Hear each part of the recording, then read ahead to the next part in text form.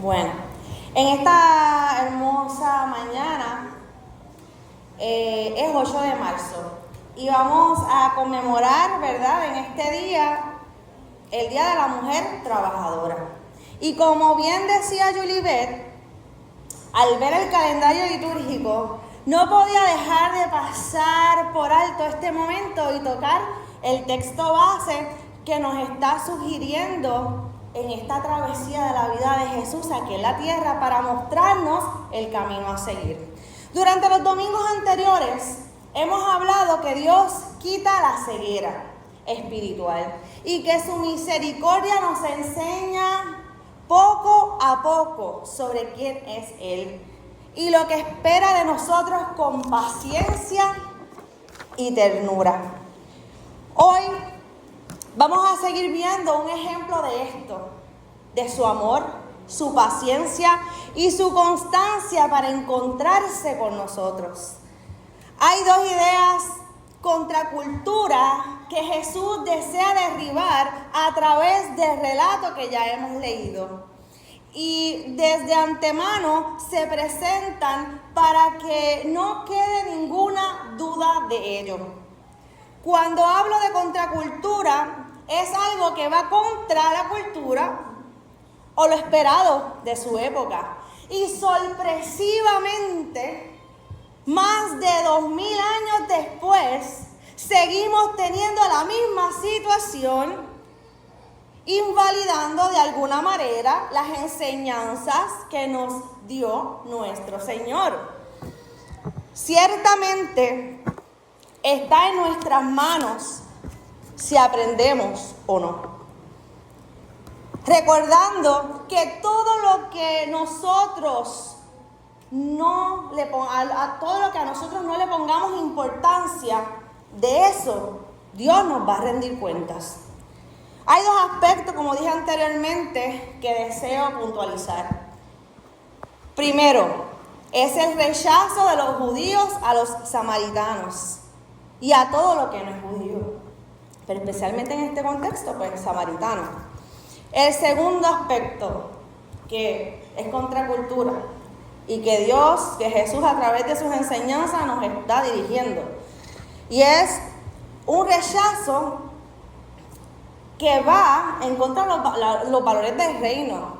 Y esto es que Jesús dignificó a la mujer con un papel activo y de importancia en el ministerio que Él desempeñó. En mis lecturas y búsquedas para seguir añadiendo conocimiento de la tradición bíblica en mi contenido, hubo un video que me capturó. Y aunque más adelante estaremos hablando un poco sobre los comentaristas, este recogió desde mi punto de vista lo esencial de lo que Dios desea traer en esta mañana, que es el agua de vida desde el Edén hasta el reino de Dios. Por ello voy a comenzar con una base parecida e iré conectando los otros comentarios bíblicos estudiados. El río de agua de vida comenzó desde Génesis junto a Adán y Eva. Fue un gran río del cual Dios les dio a beber. Sin embargo, hay un empeño que se forma en el interior del ser humano, que a veces va, y en la mayoría de las veces va contra el espíritu. Y es esa necesidad de querer más, aún teniéndolo todo. Es cuando nosotros vemos todas las bendiciones y los detalles que Dios tiene para con nosotros y nos enfocamos en lo que no tenemos, desperdiciando nuestra vida, quejándonos y no agradeciendo todo lo que se nos ha dado. Y si no lo agradecemos, no estamos disfrutando nuestra vida. Y eso es lo que el Señor desea para nosotros, que podamos tener una vida plena. Es hora de permitirle al agua del Espíritu Santo que refresque nuestras miradas y nuestro corazón para acercarnos más a Él. Así como esta agua refrescó el corazón y los ojos de Agar en Génesis 21. Vemos en este capítulo cómo Abraham envió al desierto a su sirvienta, esa mujer que no tenía derecho sobre sí misma y que tanto él como su esposa utilizaron para engendrar un hijo y luego los dejaron a los márgenes de la muerte. Y aquí vemos cómo Jehová, entendiendo toda esta problemática que había en el hogar por la desobediencia de ellos, permitió que esto aconteciera. Sin embargo, no permitió que esta mujer y su hijo murieran.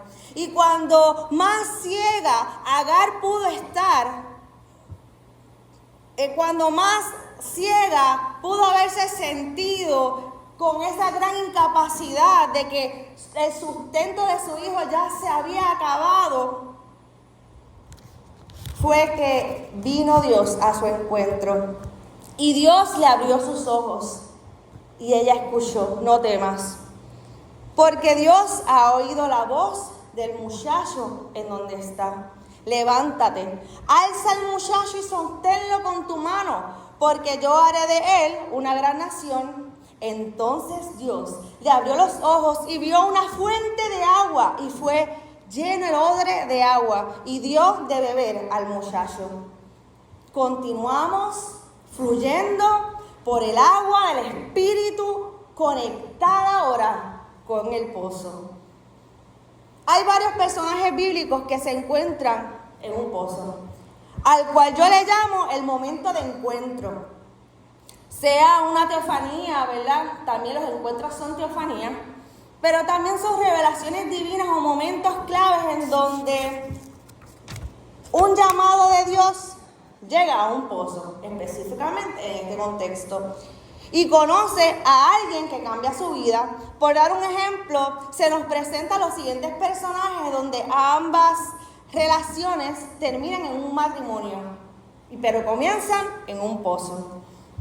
Aquí se encuentra, ¿verdad?, la parte en donde nos dice en Génesis 24 que Isaac y Rebeca se encuentran. También Jacob, Raquel en el 29, en Génesis 29, y Moisés y Séfora en Éxodo 2. Y vamos a ver cómo más adelante este patrón se hace uno con el patrón de la mujer samaritana y Jesús. Pero proseguimos en el Antiguo Testamento. Así que hay encuentros fomentados por el agua como símbolo del Espíritu Santo. Siempre ha sido para alimentarnos, para saciarnos, para dirigirnos en nuestro caminar, para aligerar nuestro peso, para unirnos a Él, sea mediante el encuentro sobrenatural o también por un encuentro casual con un ser humano, pero su propósito es llenarnos de su presencia. Así que esta agua sigue conectando los pasajes bíblicos de encuentros con Dios. Incluso pasa por Ezequiel. Como ya anteriormente presentamos, el agua representa el Espíritu de Dios. Y en este libro vemos que Israel está, como en muchos seres humanos en nuestro día de hoy, lejos de la voluntad de Dios. Israel en aquel momento se devastó de tal manera que era caracterizado por un valle de huesos secos, y el agua de vida presentada en este momento como el Espíritu de Dios entraba en ellos para levantarlos otra vez. Ezequiel 37 dice: y sabréis que yo soy Jehová cuando abra vuestros sepulcros y os saque de vuestras sepulturas, pueblo mío, y pondré mi espíritu en vosotros y viviréis, y os haré reposar sobre vuestra tierra, y sabréis que yo Jehová hablé y lo hice, dice Jehová. Y en esta sección bíblica del libro de Ezequiel se nos ilustra cuál es nuestro deber como seguidores de Cristo. A través del mandato que le da Dios al profeta, predicarle a esos huesos secos. En este mundo actualmente vemos cómo se está dejando dirigir por su propia opinión y nuevamente olvidando las directrices de nuestro Dios. Por ello continuamos secándonos, dejándonos llevar por doctrinas erróneas y alejándonos de su palabra, dejándose conquistar por el orgullo, por la vanagloria, por el racismo, por el clasismo, por el machismo, por el embrismo, que en este caso, para que podamos conocer, el embrismo sería lo que equivaldría al machismo desde la versión femenina, que no es el feminismo. Nos dejamos llevar por el delirio de superioridad étnica, religiosa, cuando desde el principio nuestro Dios nos está invitando a dejar todas las pretensiones de grandeza que nos hacen querer ser igual o mayor que Dios. Recordemos que si Jesús lo hizo, nosotros no somos más que Él para tomar otro camino. Jesús nos dejó claramente con su testimonio lo que la tradición y la cultura han deseado que borremos de nuestra mente. Y Dios, con su paciencia, sigue diciéndonos lo que necesita ver en nosotros. Y así fue revelándose en el pozo a esta mujer samaritana. Yo le decía, ¿verdad?, que esa paciencia de Dios a mí me... qué paciente Dios tiene que ser con nosotros. Y siempre lo digo, porque siempre me maravillo. Señor, haz mi paciencia más como la tuya, yo quiero ser. Amén. Vemos que Jesús, antes de encontrarse con la samaritana, tuvo que salir de Judea e irse a Galilea, ya que los fariseos no estaban muy felices, ¿verdad?, porque los seguidores de Jesús seguían creciendo por medio del bautismo. Y la palabra dice que Jesús tenía que pasar por Samaria, y eso yo creo que todos los predicadores tenemos que hacer ese énfasis, porque tenía que pasar por Samaria. No era necesario que lo hiciera, porque los judíos habían encontrado la manera de no toparse con esas personas. Pero Jesús tenía la necesidad de pasar por aquel lugar para enseñarnos con su testimonio algo que todos debemos emular. Como dije anteriormente, Jesús vino a derrocar ideas culturales humanas que nos están impidiendo ver con claridad lo que Dios espera de nosotros. Jesús tenía que pasar por Samaria, porque sus discípulos tenían que ver en acción lo que Él le pediría al final, llevar la palabra a todos sin excepción de personas, sin excluir a nadie, sin hacer menos a los demás. Hoy en día vemos cómo muchos rechazan a los inmigrantes solamente por serlo.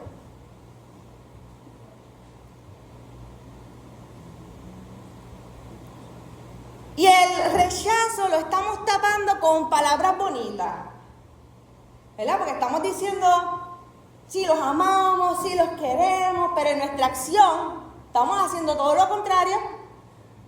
Como decía, mira, tus palabras, no, tus acciones no me dejan escuchar lo que dicen tus palabras.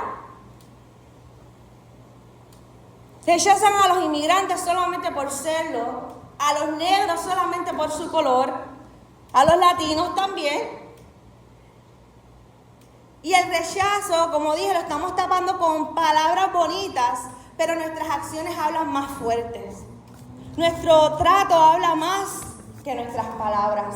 No podemos decir que amamos y respetamos a las personas de escasos recursos si llegamos, les ayudamos y luego les tratamos como si ellos no tuvieran valor o como si fuésemos superiores a ellos, cuando todos somos importantes, y es más, muchos venimos desde ahí. Y ha sido Dios por su misericordia que nos has levantado. Y algo que claramente Jesús desea enfatizarnos en la mañana de hoy es que no tiene acepción de persona. Y nosotros seguimos agarrados al mismo pecado de Adán y Eva, queriendo llevarle la contraria a Dios. Nos dice, no tengo acepción de personas, y nosotros leemos y repetimos, Él tiene favoritos. Pero quiero aclarar que nuestra efectividad en el reino de Dios no tiene que ver con que Dios determine a unos favoritos o no. Nuestra efectividad en el reino de Dios y su justicia en la tierra es a causa de nuestra obediencia. No es favoritismo.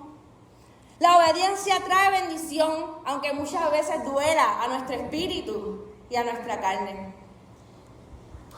Jesús tenía que entrar por Samaria. Tenía que quitar las vendas de la religiosidad y superioridad de los judíos. El simple hecho de hablar con ellos era considerado un acto impuro. Dice el comentarista Donovan lo siguiente: esta separación entre judíos y samaritanos tiene raíces históricas. Los asirios derrotaron a los samaritanos tomando cautivo a muchos de ellos. Los que permanecieron en Samaria se casaron con gente no judía, comprometiendo su pureza étnica. Poco después los babilonios derrotaron a Judea y tomaron cautivos a muchos de ellos. Sin embargo, esos cautivos mantenieron su identidad.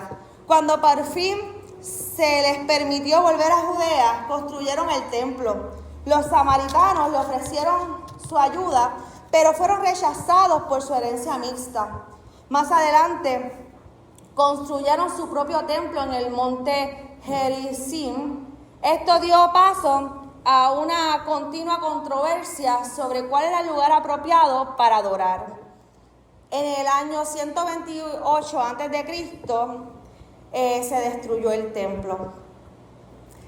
Si es sorprendente que un judío pida la hospitalidad de un samaritano, es más sorprendente que un hombre pida la hospitalidad a una mujer. No se consideraba apropiado que un hombre, especialmente un rabí, iniciara una conversación pública con una mujer, con cualquier mujer, Ulmina Donovan. Aquí vemos claramente el segundo aspecto que Dios quiere mostrarnos, ¿verdad?, en el día de hoy. Su intervención, la intervención de Jesús en dignificar a la mujer. Si volvemos a los relatos anteriores de los encuentros en el pozo, vemos cómo Jesús se encuentra con esta mujer al mediodía. Se dice que era porque ya no quería encontrarse con otras mujeres, posiblemente porque era rechazada por la sociedad, porque tenía varios maridos.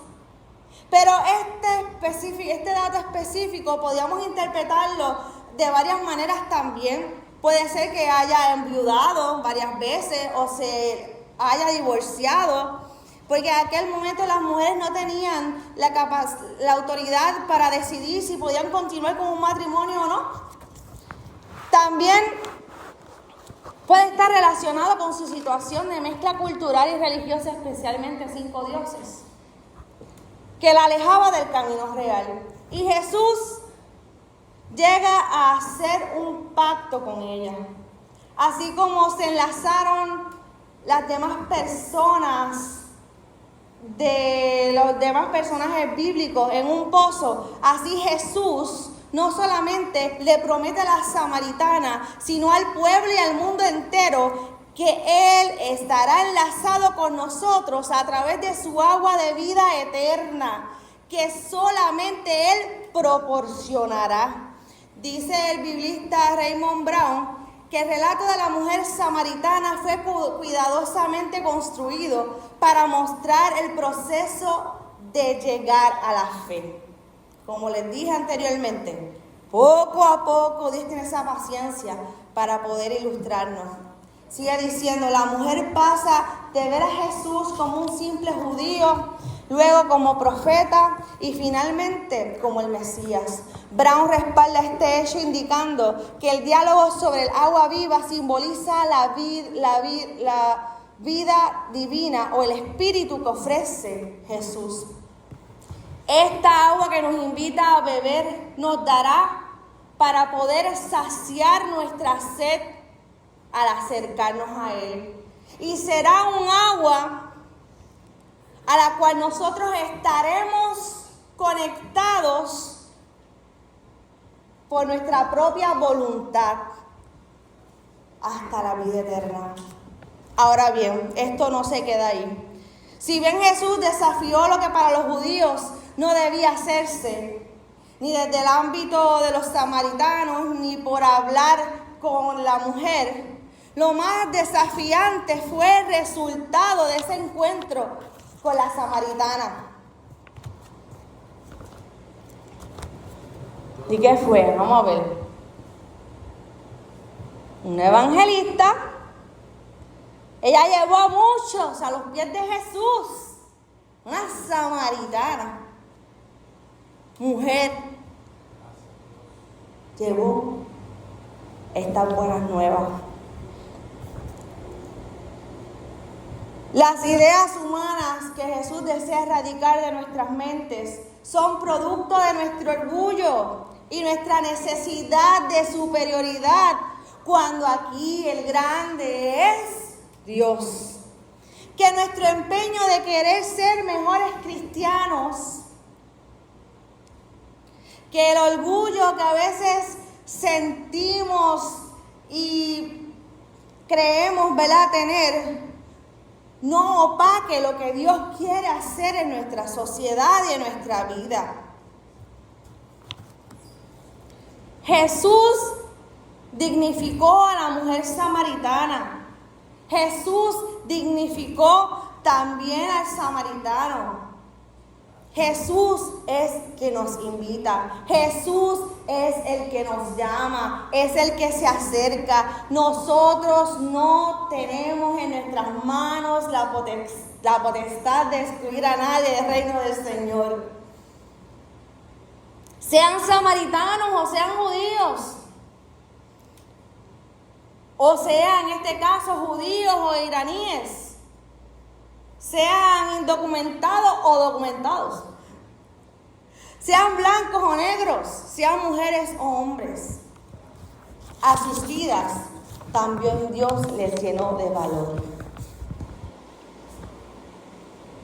Esto no se trata de tal persona versus otra persona. El reino de Dios tiene un y es de unión,